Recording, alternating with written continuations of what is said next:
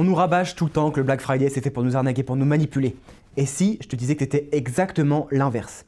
Et si je te disais que le Black Friday c'était fait pour que tu ailles mieux, c'était fait pour ton bien? J'ai analysé le mécanisme du Black Friday à la lumière des plus grands livres de psychologie et j'en ai découvert quelque chose qui m'a assez étonné. En fait, le Black Friday, c'est fait pour aller mieux, c'est fait pour ton bien, c'est fait pour te faire ta propre thérapie. Je vais t'illustrer en 3 points. On va d'abord comprendre que grâce au Black Friday, tu deviens quelqu'un de meilleur. En plus, grâce au Black Friday, le deuxième point, c'est que ça te fait acheter des médicaments qui te font aller mieux. Et le troisième point, c'est qu'il assouvit tes manques les plus profonds. Et qu'au final, c'est pas à cause du Black Friday que tu penses aller mal, c'est à cause de toi. On va commencer par le premier point, qui s'illustre parfaitement grâce à la pub au couteau de Gerbet. Ok, cette pub la voici, je te la mets.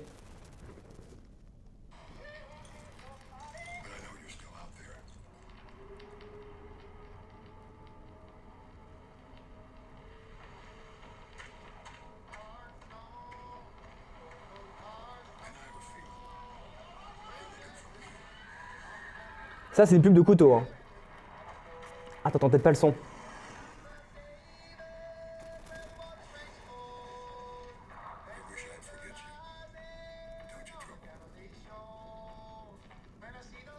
J'avance un peu.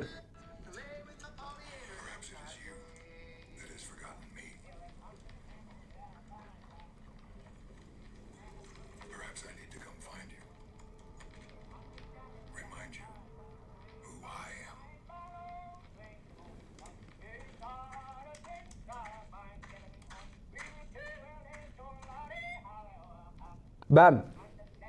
Ok? Ça se finit comme ça. Bon, il n'y a même pas d'image du couteau à la fin. C'est pour te montrer à quel point, en fait, on s'en fout du couteau. Ce qui compte, c'est pas du tout le couteau. Ce qui compte, ça va être notre premier point, l'identité. Le Black Friday te fait acheter une identité.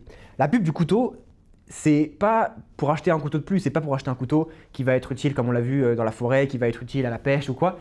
C'est un couteau qui te fait devenir cet homme, qui te fait devenir cette personne, cette identité d'indépendance, d'aspect sauvage, d'aspect débrouillard, d'aspect, bagarre. C'est cette identité-là que tu achètes. Et c'est grâce au Black Friday que tu vas pouvoir avoir cette libération, ce soulagement d'achat, d'appartenance à cette identité.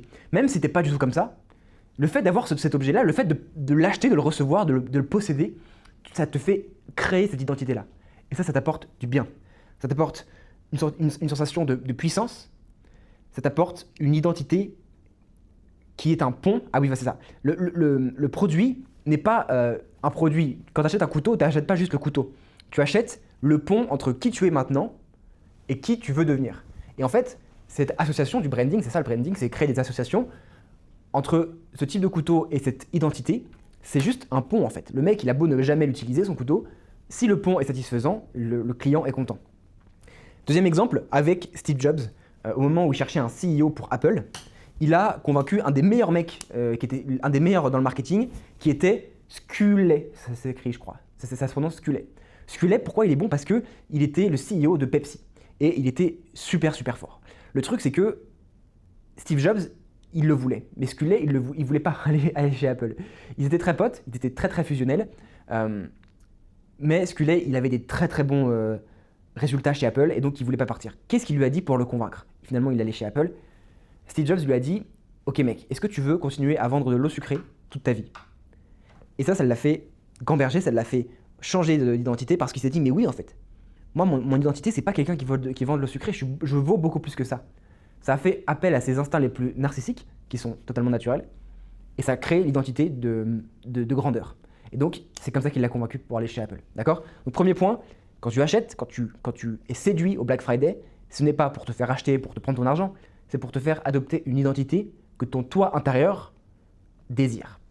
Deuxième point, acheter, c'est ton médicament. Il y a une étude qui a été faite sur des acheteurs et des vendeurs. Et on s'est rendu compte que quand l'acheteur est triste, est dans un état émotionnel triste, il est prêt à acheter beaucoup plus cher qu'une personne normale. Et même chose pour les vendeurs. Un vendeur, quand il est dans un état émotionnel triste, il est beaucoup plus à même de vendre son produit moins cher qu'une personne normale.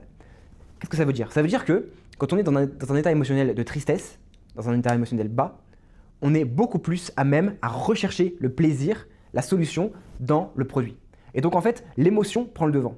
Et quand l'émotion prend le devant, notre logique monétaire des chiffres est réduite. Et donc, acheter crée une sensation de soulagement émotionnel qui te fait aller mieux. Donc, le triste paye plus cher parce qu'il recherche beaucoup plus de sensations de satisfaction dans cette solution, dans ce médicament. Donc, acheter est un médicament en soi. On veut éviter la souffrance, on veut aller vers le plaisir. Quelqu'un qui est déjà souffrant va vers le plaisir et donc est prêt à payer plus et ressent un plaisir, en tout cas une baisse de souffrance à l'achat. Donc acheter est un médicament. Troisième point, c'est l'histoire de la Mercedes. Pourquoi, et j'attends que tu me répondes, j'attends que tu réfléchisses à cette question, pourquoi des centaines de personnes, des milliers, des millions, que dis-je, de personnes achètent tous les jours des Mercedes qui coûtent une fortune alors que des voitures beaucoup moins chères ont les mêmes caractéristiques de sécurité, de vitesse, d'intelligence, de confort. Pourquoi, selon toi? La raison, c'est pas parce que ils ont fait des calculs et en fait dans les benchmarks c'est meilleur, en fait ça a une meilleure durée de vie, etc. La réponse, elle est uniquement émotionnelle. La raison, c'est un manque émotionnel. Et c'est là qu'on comprend que le Black Friday va en fait te servir à assouvir tes besoins les plus profonds. Parce que ton besoin émotionnel, donc là en l'occurrence la Mercedes, la grosse voiture, ça va être un besoin de statut. Et ce besoin de statut-là, toute ta vie, il te torture. Imagine quelqu'un qui n'a pas de statut, qui en a besoin, il est torturé par ce besoin toute sa vie, depuis qu'il est en réalité enfant. Et donc, il en souffre. Et là où le Black Friday va l'aider, c'est que le Black Friday va lui offrir une possibilité rationnelle de combler son manque émotionnel. Parce qu'on ne peut pas justifier l'achat d'une Mercedes, par exemple, à 100 000 euros, juste pour se disant je veux plus de statut. En réalité, il n'en a même pas confiance. Alors que si on lui dit « Ouais, mais là, regarde, c'est en promotion, et en fait, il y a plus d'effets long terme à l'avoir maintenant », c'est beaucoup plus logique. Et donc, en fait, le Black Friday va lui permettre d'agir. Il va le combler ce manque de logique pour combler ce manque d'émotion. Et donc, il va effectuer un levier. Donc, finalement, le Black Friday te libère. Et tu peux dire que ouais, mais en fait, il profite de nous. Non, il ne profite pas. Il y a juste des conséquences dans la vie. Il n'y a pas de mal, il n'y a pas de méchant, il n'y a pas de gentil. Il y a juste des actes et des conséquences. Et en fait, si tu réfléchis bien, la vraie victime, le vrai méchant, s'il y en a un dans l'histoire, c'est toi. Ou plutôt, c'est ton toi intérieur. Ou plutôt, c'est plutôt tes parents. C'est les responsables de ce manque qui est créé à l'intérieur de toi et qui a effet tout le long de ta vie, qui est la plupart du temps dans l'enfance. Et donc le vrai méchant dans l'histoire, c'est ton manque émotionnel. Est-ce que tes parents t'ont assez félicité quand tu étais jeune, t'ont assez félicité de tes exploits quand tu étais dans ton enfance, ou au contraire, est-ce que tes parents t'ont surprotégé, t'ont utilisé comme un petit peu l'assouvissement de leurs besoins qui n'ont pas été assouvis de leur côté dans leur vie? Est-ce qu'ils t'ont donc un peu abandonné, ou est-ce que alors ils t'ont trop écrasé? Ou alors, quelle a été leur éducation de toi face à l'erreur dans ton enfance? Est-ce que l'erreur a été vue comme une chose impossible, une chose à éviter absolument, ou est-ce que l'erreur a été vue comme un apprentissage?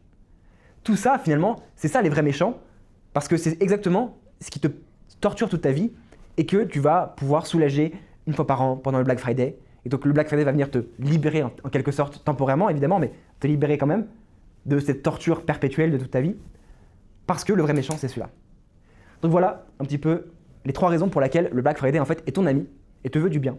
Donc il te fait avoir une meilleure identité, il est en fait ton médicament en cas de désespoir et de tristesse, et enfin il assouvit tes manques profonds qui te torturent toute ta vie. Dis-moi ce que tu en penses. Évidemment, il y a des arguments contre, il y a des arguments pour. Tout n'est qu'opinion, je ne le rappelle jamais trop. Et je te fais des bisous. C'était Marceau.